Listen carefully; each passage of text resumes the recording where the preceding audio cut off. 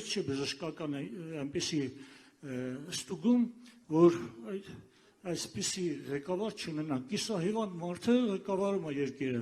ու մենք ոչինչ անել չենք կարող։ Իմ կարծիքով է իհարկե դա։ Հաջորդը, ուրեմն ընտրական սիստեմի մասին կարծիք արտահայտեցին մամուլում, ես կողմ եմ դրան, այսպիսի հարց։ Փաստորեն ստացվում է այնպես, որ տգետն ու պրոֆեսորը մի ձայն ունեն։ Հնարավոր չի IQ-ի միջոցով մարդկանց ուրեմն ստուգել ու միավորների ընտրական գործընթացը կազմակերպել այնպես, որպեսզի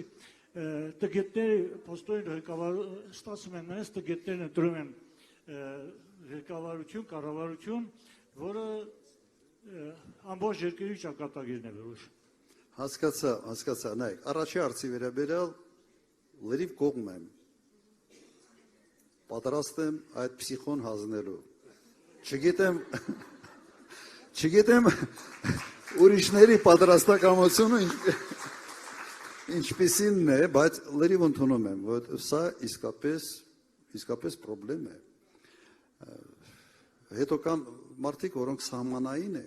չէ, բժիշկ եք, որ սենց սեզոնային մեկ-մեկ են կողմնա գնում, մեկ-մեկ ես կողմի, որ ասում Յանը տանում է բերում, նման մի բան։ Երկրորդ հարցը, գիտեք, ամբողջ ընտրությունների պատմությունը վերջի մի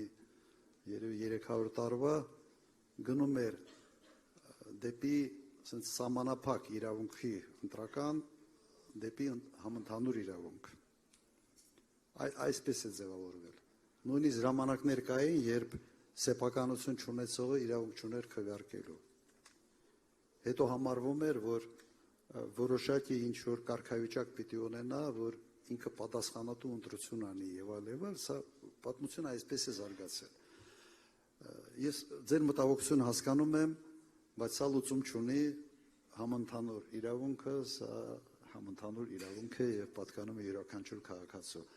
Մեր գործը այնպես անել, որ մեր բացատրական աշխատանքով գիշեր ու ցերեկ համոզել ճիշտ ընտրություն անելու համար։ Բայց բոլորը մեր քաղաքացիներն են եւ մենք չենք կարող կրթական ցենզով կամ չենք կարող այդ սահմանափակումները ուղղակի հնարավոր չի իրականացնել։ Այսքանը։